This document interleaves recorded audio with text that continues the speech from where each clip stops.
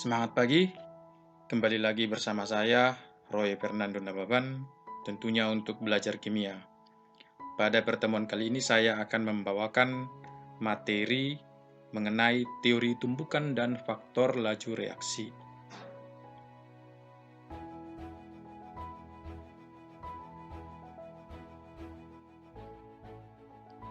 Yang pertama, teori tumbukan. Berikut adalah gambar beberapa molekul dan partikel yang bertumbukan menghasilkan reaksi.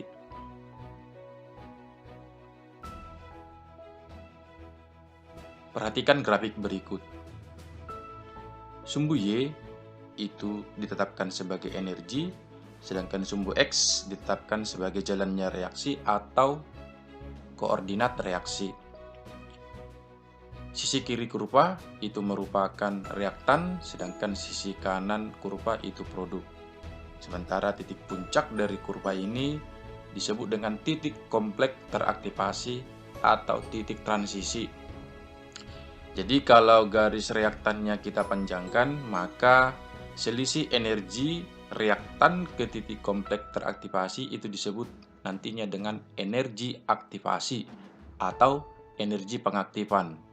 Sedangkan selisih energi dari garis reaktan ke produk itu disebut dengan perubahan entalpi.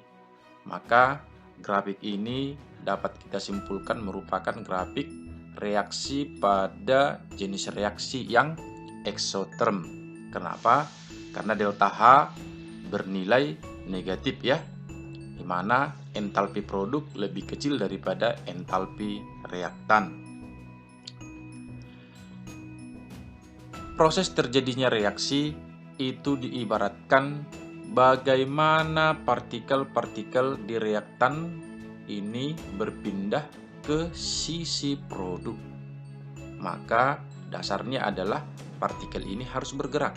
Bergerak dengan cara apa? Dengan cara bertumbukan.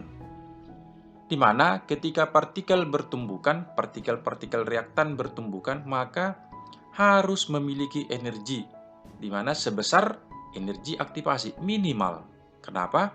Karena ketika energinya tidak mencapai energi aktivasi, maka partikel itu tidak akan mungkin sampai ke daerah produk atau tidak akan mungkin menghasilkan produk.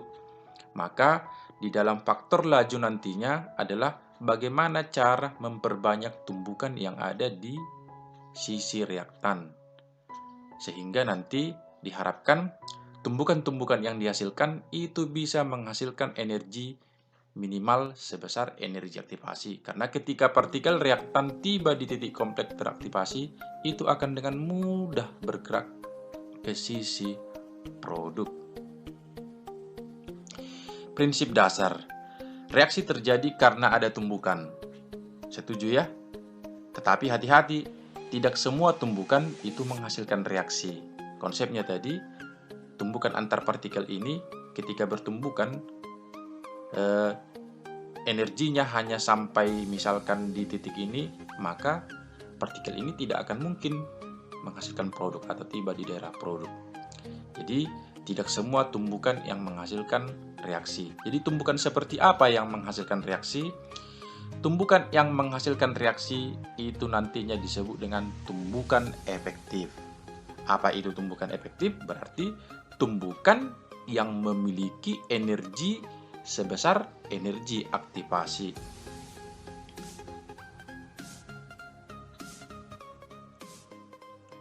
Agar tumbukan efektif, maka yang perlu diperhatikan adalah yang pertama, molekul-molekul harus memiliki orientasi yang tepat. Dua molekul yang bertumbukan dalam posisi ruang yang kurang tepat tidak akan menghasilkan reaksi. Yang kedua, molekul-molekul yang bertumbukan harus memiliki energi yang cukup untuk memulai reaksi. Energi ini tadi kita sebut dengan energi aktivasi, di mana secara luas energi aktivasi adalah energi kinetik minimum yang harus dimiliki partikel reaktan untuk menghasilkan tumbukan efektif. sehingga dapat menghasilkan suatu reaksi kimia. Jadi dasarnya adalah molekul-molekul yang bertumbukan harus memiliki energi sebesar energi aktivasi agar menghasilkan produk. Atau dengan kata lain, energi yang dibutuhkan partikel reaktan untuk sampai ke titik kompleks teraktivasi. Titik kompleks teraktivasi adalah titik awal terbentuknya produk. Yang kedua adalah faktor-faktor yang mempengaruhi laju reaksi. Jadi prinsipnya, faktor-faktor yang mempengaruhi laju reaksi adalah bagaimana supaya partikel-partikel reaktan itu bertumbukan. Sehingga diharapkan semakin banyak tumbukan, maka semakin banyak tumbukan efektif yang diperoleh. Faktor-faktor yang mempengaruhi laju reaksi itu ada beberapa. Yang pertama adalah konsentrasi. Ini mempengaruhi tumbukan antar partikel. Yang kedua ada luas permukaan. Luas permukaan bidang sentuh ini nantinya berhubungan dengan ukuran partikel. Yang ketiga ada suhu. Yang keempat itu ada tekanan yang nantinya ini berbanding terbalik dengan volume. Dan yang terakhir ada katalis. Dari kelima faktor laju reaksi ini ada 4 yang diharapkan memperbanyak frekuensi tumbukan. Konsentrasi, luas permukaan bidang sentuh, suhu, dan tekanan ini akan memperbanyak frekuensi tumbukan. Sedangkan katalis bukan frekuensi tumbukannya yang ditekankan, tetapi nilai energi aktivasinya. Berikut penjelasannya. Yang pertama, konsentrasi. Konsentrasi mengarah pada jumlah partikel yang akan bereaksi. Semakin banyak partikel, maka semakin memungkinkan terjadinya tumbukan. Pada akhirnya, frekuensi tumbukan pun akan semakin besar. Semakin besar konsentrasi larutan, maka semakin banyak partikel yang akan bereaksi. Otomatis semakin banyak tumbukan yang terjadi, sehingga nantinya semakin cepat reaksi berlangsung. Gambarannya berikut. Untuk konsentrasi rendah, jumlah partikelnya sedikit. Sedangkan untuk konsentrasi besar atau tinggi, jumlah partikelnya itu banyak. Maka tumbukan akan semakin sering terjadi ketika partikelnya banyak. Kira-kira demikian ya. Banyak partikel, maka kemungkinan tumbukannya semakin besar. Sedikit partikel, tumbukannya lebih sedikit. Berikut adalah contohnya, di mana pada konsentrasi rendah prosesnya demikian, sedangkan pada konsentrasi besar atau konsentrasi tinggi reaksinya itu berlangsung cepat. Proses pembentukan gas pada konsentrasi kecil itu lambat, sedangkan proses pembentukan gas, ini gas gelembung, ini akan cepat pada konsentrasi besar. Yang kedua, luas permukaan. Zat padat dalam bentuk serbuk lebih cepat bereaksi dibandingkan zat padat dalam bentuk batangan atau kepingan. Semakin besar luas permukaan zat padat, semakin cepat reaksi berlangsung. Berikut gambarannya. Ketika ukurannya ini, ukuran yang biru diperkecil, maka semakin banyak sisi-sisi yang bersentuhan dengan yang merah ya. Demikian, semakin kecil ukuran yang biru, maka sisi-sisi yang bersentuhan dengan partikel merah akan semakin besar. Contoh dalam kehidupan sehari-hari adalah kalau misalnya proses penggorengan, misalnya kalau menggoreng tahu, biasanya tahu itu kalau diperkecil ukurannya maka semakin cepat matangnya. Karena apa? Sisi-sisi tahu yang bersentuhan dengan minyak itu akan semakin banyak. Atau proses penggorengan keripik. Nah, keripiknya biasanya diiris-iris dengan harapan ketika bentuknya irisan, maka semakin cepat proses pematangannya. Contoh dalam praktikum kimianya, ini adalah proses pelarutan kapur. Ini kapur dalam bentuk bongkahan, ini kapur dalam bentuk serbuk ya. Maka bisa kita perhatikan yang dalam bentuk bongkahan itu reaksinya berlangsung hanya saja lambat, tetapi ketika bongkahannya diubah menjadi serbuk, maka reaksinya berlangsung lebih cepat. Faktor yang mempengaruhi laju reaksi berikutnya adalah suhu. Jika suhu dinaikkan, energi kinetik partikel zat-zat yang terlibat dalam reaksi meningkat, sehingga tumbukan efektif antar partikel lebih sering terjadi. Semakin tinggi suhu, semakin cepat reaksi berlangsung. Analoginya, kalau misalnya dalam ruangan kelas, ketika suhunya dingin, maka kita akan bisa duduk tenang, nyaman ya. Tetapi bagaimana kalau misalnya suhu ruangannya panas? Apakah kita masih bisa duduk tenang dan nyaman? Pastinya kita akan mulai gelisah dengan melakukan pergerakan ya. Pergerakan untuk menyesuaikan diri dengan suhu.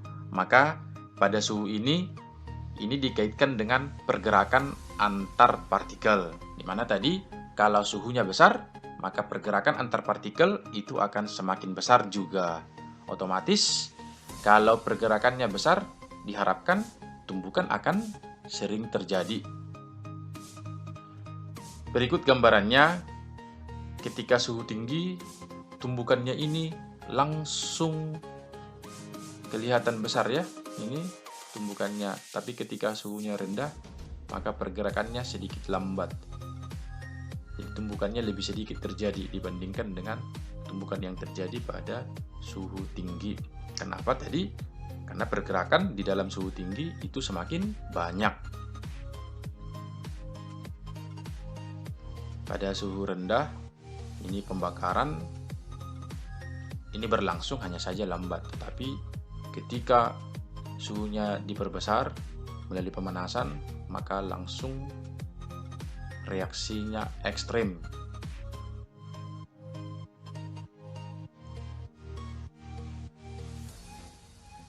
Faktor yang mempengaruhi laju reaksi berikutnya adalah tekanan. Tekanan pastinya berbanding terbalik dengan volume, tapi ini ditekankan hanya pada zat-zat bereaksi yang berwujud gas. Tekanan mempengaruhi reaksi-reaksi yang melibatkan gas. Semakin besar tekanan, volume gas semakin kecil, sehingga jarak antar partikel semakin rapat, sehingga partikel-partikel tersebut lebih mudah bertumbukan. Berarti jarak antar partikel yang mempengaruhi tumbukannya. Dengan adanya tekanan, maka jarak antar partikel akan semakin rapat, maka proses tumbukan pun akan semakin sering terjadi. Semakin besar tekanan gas, maka semakin cepat reaksi berlangsung. Kalau dihubungkan dengan volume tadi, semakin besar tekanan gas, otomatis volume wadah gas-gas yang akan bereaksi akan semakin kecil. Sehingga jarak antar partikel semakin rapat, otomatis tumbukan akan semakin memungkinkan untuk terjadi.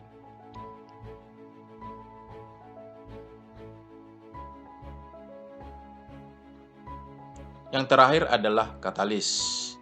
Kalau 4 faktor sebelumnya itu membahas tentang tumbukan, bagaimana cara memperbanyak tumbukan, tetapi kalau katalis ini bukan pada tumbukannya yang dikaitkan.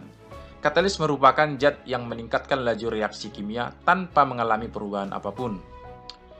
Katalis dapat menurunkan energi aktivasi sehingga reaksi berlangsung lebih cepat. Jadi katalis ini akan mengubah energi aktivasi semakin kecil. Jadi tumbukan-tumbukan yang sebelumnya tidak efektif, maka pada proses penambahan katalis akan berubah menjadi efektif. Karena apa? karena energi aktivasinya akan semakin rendah. Berikut gambarannya. Kalau untuk kurva berikut atau grafik berikut, ini adalah kurva dengan tanpa katalis, di mana besar energi aktivasinya bisa dibayangkan ya sebesar EA yang berwarna biru. Tetapi dengan adanya katalis, ini akan menurunkan nilai energi aktivasinya sehingga energi aktivasinya lebih rendah. Maka otomatis ketika partikel-partikel reaktan itu bergerak ke daerah produk, maka itu akan lebih mudah ya. Karena apa? Karena energi yang dibutuhkan tidak sebesar awalnya lagi. Penambahan katalis itu akan menurunkan energi aktivasi.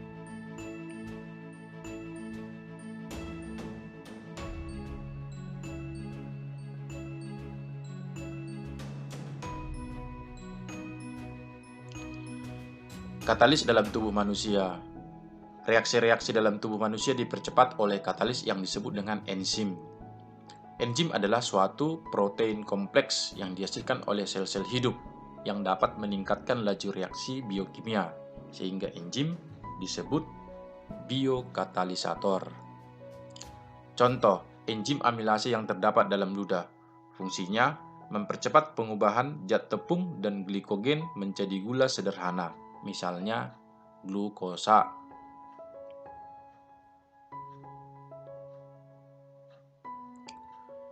Berikut adalah perbedaan reaksi dengan adanya katalis dan reaksi tanpa katalis. Reaksi tanpa katalis. P ditambah Q menghasilkan PQ. Ini reaksinya berlangsung lambat. Sementara reaksi dengan adanya katalis ini dibuat menjadi beberapa tahapan. P ditambahkan dengan R dulu. Sebelum ditambahkan dengan Q, P ditambahkan dengan R dulu menghasilkan PR. Ini berlangsung cepat. Dan PR ini ditambahkan kemudian dengan Q. Menghasilkan PQ dengan R. Ini juga berlangsung cepat. Jadi kalau kita totalkan reaksinya, maka diperoleh P tambah Q tambah R. Karena PR-nya bisa dicoret ya. Menghasilkan PQ tambah R. Maka dapat kita pastikan R-nya ini yang bertindak sebagai katalis. Di awal ada, di akhir juga ada. P dan Q adalah zat bereaksi, R ada katalis. Maka dapat kita simpulkan R sebagai katalis adalah zat yang dapat mempercepat reaksi. Ikut bereaksi hanya saja di akhir reaksi diperoleh kembali. Itu definisi katalis ya. Pada dasarnya dia ikut bereaksi, tetapi di akhir reaksi diperoleh kembali. Jadi katalis hanya membantu proses terjadinya reaksi lebih cepat. Alasannya tadi dengan cara menurunkan energi aktivasi. Keberadaan katalis dalam suatu reaksi itu akan menurunkan energi aktivasi sehingga reaksi berlangsung lebih cepat. Oke, baiklah. Berikut ada latihan soal yang berhubungan dengan faktor-faktor laju reaksi. Ini boleh dikerjakan untuk memantapkan pemahaman Anda mengenai teori tumbukan dan faktor laju.